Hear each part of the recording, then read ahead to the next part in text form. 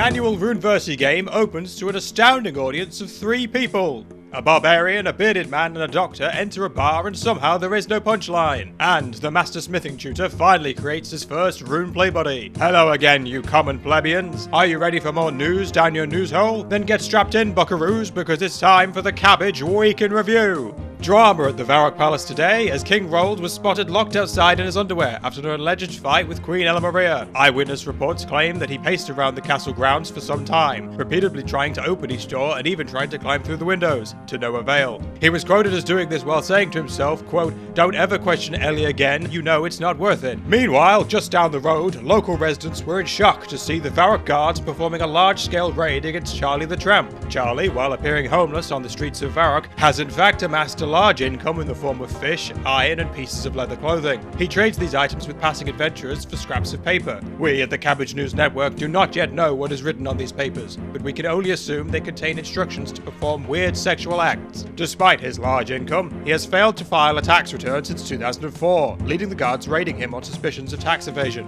We asked a local upstanding resident for their thoughts. You never would have guessed it. I mean, sure, he got a lot of visitors for a homeless guy, but I always just thought he had a lot of friends. I mean, I'm no stranger to a little bit of crime, but tax evasion? That's just too much, man.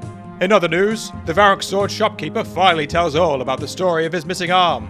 I always saw it as a great advertisement. Like, you wouldn't go to a barber with a crap haircut, would you? So, when you go to a sword shop, you want to know it could chop someone's arm off.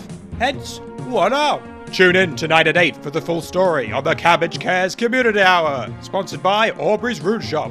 Show them you care with a firebolt to the face, only at Aubrey's. Now it's time for some good news. The Varrock economy has spiked by over 9,000% as a large workforce of bald, bearded men has gathered at the local mine to engage in a healthy amount of back-breaking manual labor. Local residents were pleased to see that patch of dirt finally be stripped mined bare, though we're confused to find the workers unwilling to answer basic questions such as who are you and what the hell are you doing. This reporter asks though, who are any of us really? And should a man be denied the pleasure of performing agonizing labor in order to justify his own existence? In other news, weird fungus starts to grow from cup of tea after being on display for over 20 years. Chaos erupts among merchants at the Grand Exchange after the price of some fucking item drops by 5%. And the apothecary announces a new line of hair growth products after landing a sponsorship deal with Keep. Just like magic, you can now consider yourself well informed. Feel free to strut around the house with your newfound knowledge. But remember, if anyone asks for a source, it's the Cabbage Week in Review.